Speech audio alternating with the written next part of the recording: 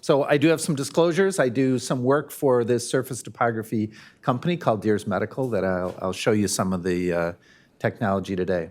So in terms of what's wrong with the status quo, we've been doing serial x-rays on kids with scoliosis for years, and the epidemiologists are now clearly showing us that this amount of x-ray in a growing child is detrimental. Breast cancer rates are about 8 times higher in women who had scoliosis as a teenager. We're also seeing papers on uterine cancer, cervical cancer, thyroid cancer. So clearly we need to take fewer x-rays of these kids. So surface topography started in the 1980s, and if you look at the papers published in the early 80s, everyone decided it didn't work. That was primarily because the computing power wasn't strong enough, and there really wasn't a good mathematical algorithm to connect the surface topography with the actual spine position.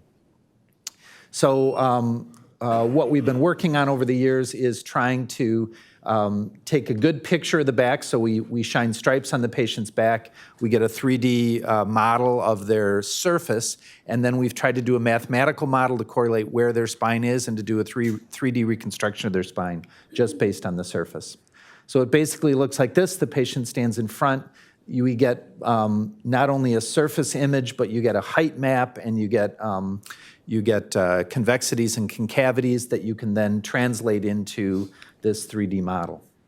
In terms of whether it's accurate, we found it was. We've worked with it in the clinic in Chicago for about 5 years and published a number of papers along with a group of others. That top paper was from a spine deformity research group that we put together that did a multi-center study and looked at whether these were accurate.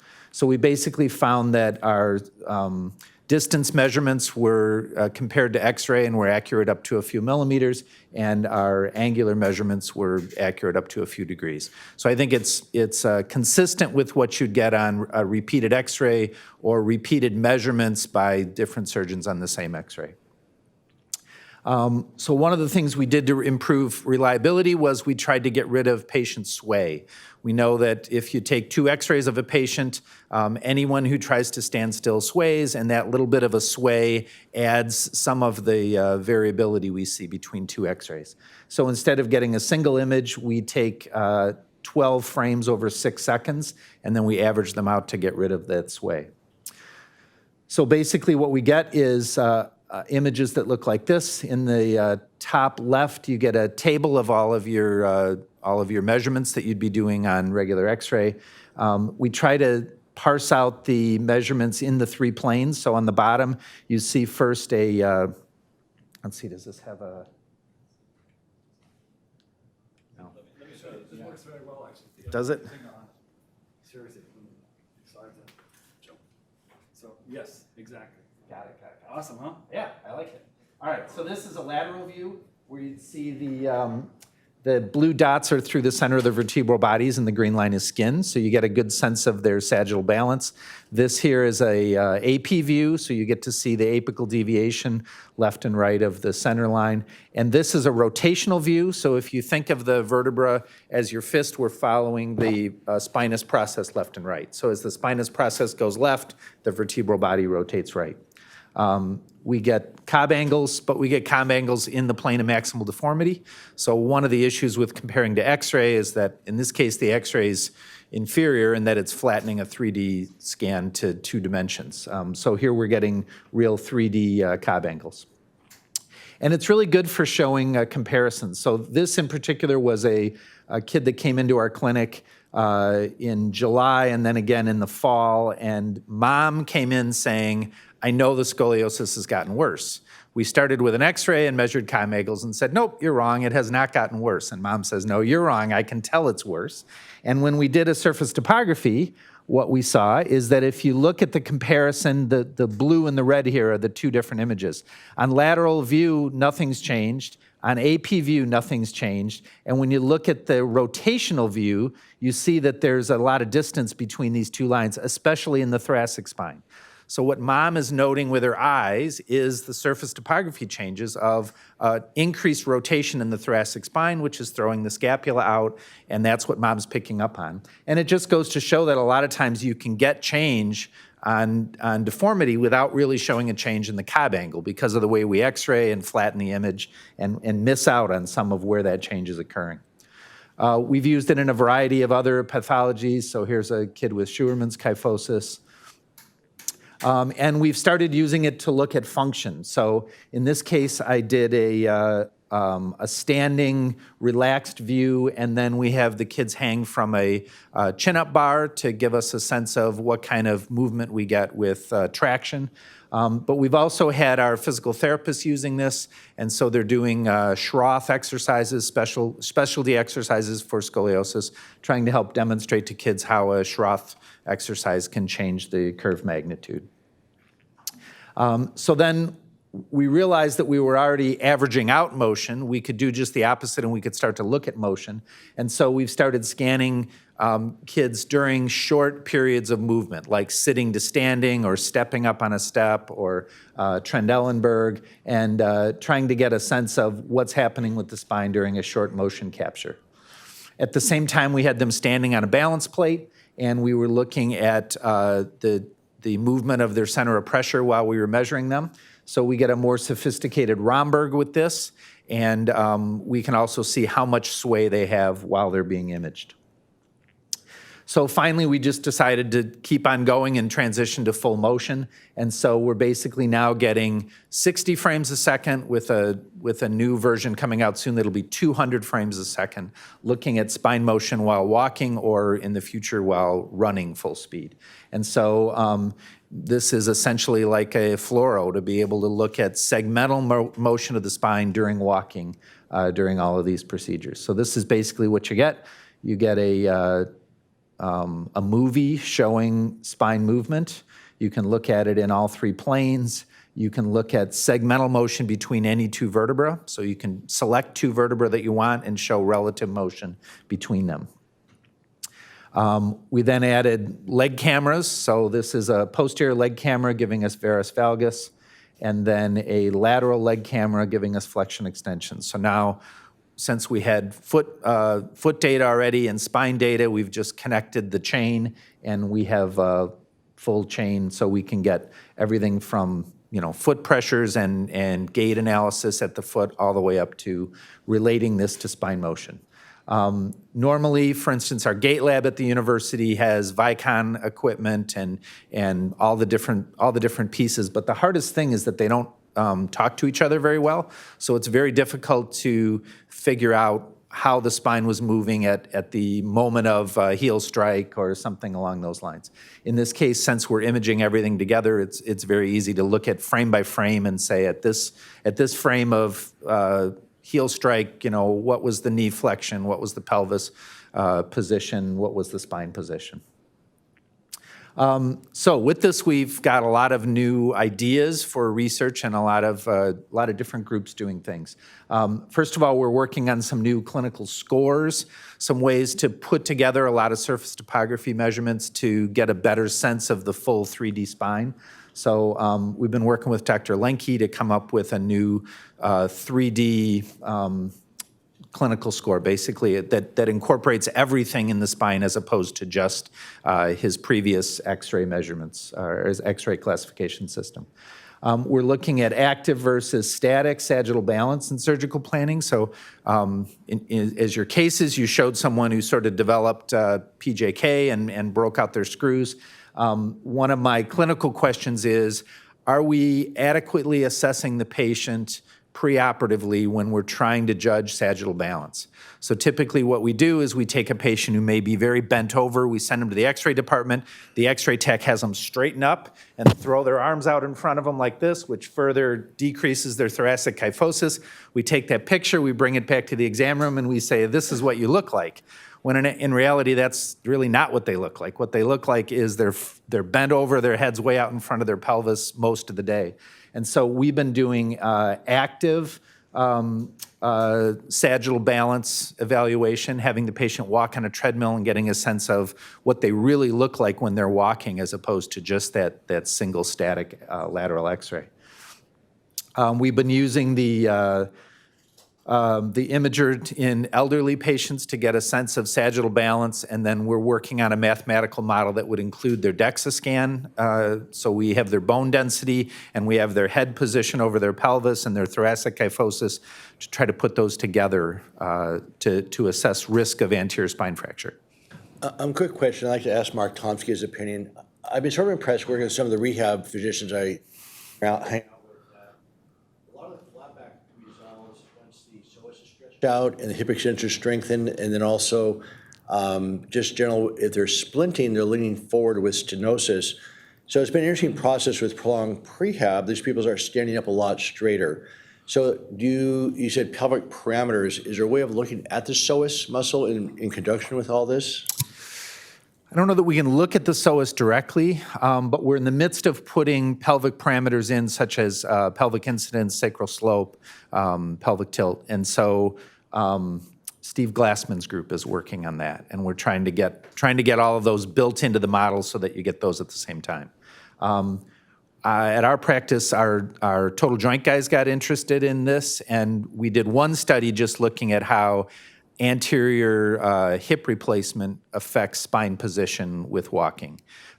Because the hip doctors said, well, we're affecting sagittal balance all the time, and we never touch the spine. And so we did, we imaged a group of patients walking pre and post anterior hip and found major changes in sagittal balance with that. So it'd be more evidence to say fix their hips first before you fix their spine. Mm-hmm. Just to clarify, the hip patients, the patients that get total hips you're talking about, those are people that have, gone arthrotic hip joints to begin with, right? These are not. Yeah. You don't have hip surgeons that will do that for a fixed flexion contraction. No, these are patients that needed total hips, but also were kyphotic and had terrible sagittal balance. And you always wonder, should we fuse their spine and then do their hips, or the opposite? And this was pretty good evidence that you can make pretty major changes in their overall sagittal balance just by doing their hips. But Bob, what I'm seeing is people have stenosis. They start leaning forward, and then they tend to sit a little bit more, and then their psoas starts to contract. And so it's a very dynamic process. It's tough to straighten out, but it's doable. But I don't think people have appreciated this role of the psoas in creating flat back syndrome. Yeah. Any thoughts, Mark? I think there are a couple important points that you've made, Bob. One is that people are not looking at the function and the presentation. The example, the x-ray, and you look fine, or Mom, you're wrong, and Mom inspects, and you need to look at function. The other part of that equation is the reciprocity between structure and function.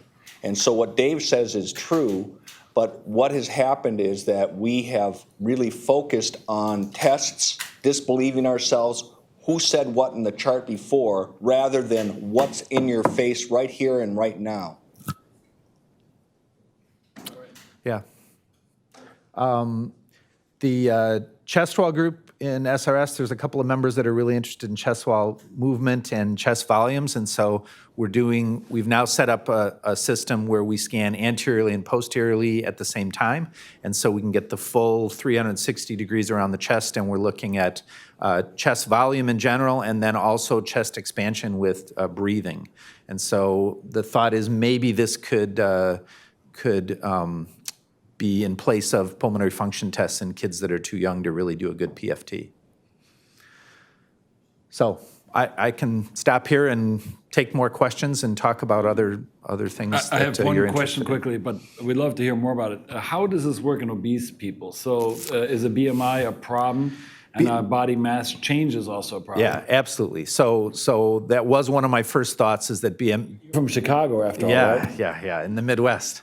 So BMI certainly has an effect. I did one study that looked at the correlation with X-ray, and then correlated that with BMI, and found that the X-rays and the scans correlated pretty well up to a BMI of about 30 or 32, and beyond that we had to start adding some external markers. So we have some small reflective markers. This is also true with curves over about 50 or 60 degrees. Sometimes we have to palpate the apex of the curve and put a marker to just sort of help the computer model integrate that. Has this technology diminished the use of X-rays? Absolutely. So in our practice, we got an X-ray and a scan on the first visit for an adolescent with AIS. And then from that point on, we only did topography scans. And when the topography scan showed a significant change, then we confirmed that change with an X-ray. But we went in some cases 2.5 years or 3 years without a second X-ray. And the other question is, again, that X-ray, are you going to do some studies looking at what the functional physical presentation is versus the either the topography or X-ray, and showing that point that you made? I think it's an essential point to be made in the literature. To show, you mean the difference between standing sagittal balance and walking? And as you said with the guy who's bent forward and then the X-ray I mean, we need to treat patients and not images. Yeah. We're in the midst of that now. What is your longitudinal plan for these studies? In particular, since I treat pregnancy-related back pain with women who've had stabilization or maybe even de novo recognition of their mild scoliosis, will this be helpful in long-range planning about what goes in their 20s? Sure. Our longitudinal work has shown that basically changes in topography over the time mirror changes in X-ray measurements over time. The limitation is we can't see vertebral morphology, so it'll never completely replace X-ray, but when you want to follow things over time and look for change, I think this is a really good instrument for doing that. So in the pregnant patient where we already have some pre-pregnancy X-rays, we know what the structure looks like, you can get a scan and compare the structure to the topography scan, then topography would be a great way to follow those changes over time. In the examples that you gave of the topography, you also had sort of a depiction of their vertebra. Yes. Now, that's not, how do you correlate that? Is that just sort of, you onlay the spine behind the patient's back, but those are just approximations, correct? Exactly. And so, Back to that image, can you go back a couple of? sure. Do I have a back button? Yeah, I do. So I really like to use so in this one, for instance, the company just decided that it would look better to have an actual vertebra. I actually never use these when I show them to patients because I don't want them to get the sense that this is your real vertebra. I use just the blocks and to just show this is a representation of where your spine is. So in the mathematical model, you know, the lumbar blocks are bigger than the thoracic blocks. And so we basically take an average of thousands of spines and say, you know, the spines get larger as they go down and they take up this amount of space. So we identify C7 at the top, we identify the PSIS at the bottom, and then we basically fill in the vertebra. So for patients that don't have any scoliotic deformity, I mean, it would kind of make sense, and I think that the approximations would be relatively accurate. But how about patients that do have like a coronal or rotatory deformity? Have you done any studies validating the ability to determine what their deformity might be? Yes, so as part of our comparison to X-ray, we did look at comparison to CT scans and to look at the rotation that this predicted versus the rotation that we're measuring on CT. So from a rotational perspective, it is the same. The question would be, what if you have an extra lumbar vertebra? What if you have, you know, some other congenital abnormality like that, or a hemivertebra? We can't really predict that. So you'd have to identify that on X-ray first. For commercial success in this country, there are 3 letters that are quintessential. CPT. Do you have a CPT code? So we don't have a CPT code for a straight, just a straight imaging in a doctor's office. We're still using a generic code. we're doing okay. I mean, in Chicago, we decided the billing for this would be the same as it would be for a 2-view scoliosis x-ray. So for that, we billed $250. We're billing Blue Cross Blue Shield that and getting about $166. So it's viable in that sense. For motion, there are gait lab codes, and we meet all the requirements for a gait lab. So you can actually charge for gait analysis if you're doing a motion study. And if the PT is doing it, then the PTs charge using standard PT codes, and that's established, and they're getting paid for that. One thing when you showed that image series, and I think Dave triggered that thought when he asked about spinal stenosis, have you actually looked at spinal stenosis patients and their changes in gait pattern? If you prevent them from using the side rails and just walking, do they slump forwards more? I haven't done that. What we have done is we've looked at, Steve Glassman's group is doing a big study on this now, but looking at the balance changes in patients with cervical stenosis. So they're looking at that typical butterfly pattern with walking, and they're doing just a sophisticated Romberg test. And the idea would be, if we were to use this as a screening tool, can we identify which patients have enough early change to warrant an MRI and which don't? But we haven't done the general stenosis and the forward walking.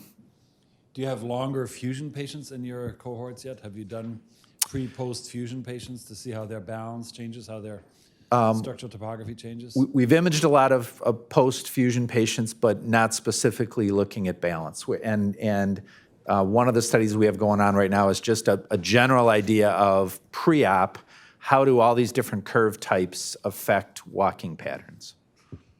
One area that makes eminent sense for me immediately is using this as a biofeedback method for a Schroth method. So do you have a larger cohort of those patients that you can tell us about? We haven't done a lot of research in that, but a number of the places that have this, we've got about 45 machines in the country right now at different centers, and a lot of those centers are places where the PTs are doing Schroth, and so they're using it as that feedback tool. So I don't exactly know how to do a good research project to show that that's useful, but they certainly say that it really makes sense to patients. They understand these pictures well, and so it's an easy way for them to sort of see what's happening in real time when they're doing exercises. And because there's no radiation, the PT can order it as many times as they want. It's basically a regular kind of test and measure for them. So they can do it 5 times during a single patient visit if they want, to show them how different techniques affect spine position. As a surgeon, what I obviously hope for is that we have surface scanners intraoperatively that take away our search for fiduciary markers that we currently hunt for. So is that, are you aware of that being used? Yeah, everybody's asked about it. And one neurosurgery group in New York said they were going to get this and they were going to put it over the, basically have the patient laying down, put it over the top of them and do it. I mean, the first problem is, it would be fine laying down and scanning a patient, but as soon as you make a skin incision or put drapes on or do anything else, then you sort of lose the topography. So I'm not sure that this will ever be any sort of intraoperative imaging tool. But I think in the sense of saying, here's what my patient looks like standing up, could I lay them down like they're going to be on the operating table and get a sense of what their position would be like? You could certainly do that. Well, fascinating. Any other thoughts, questions? Otherwise, thank you so much. That was Thanks really for having cool. me. I really appreciate being here.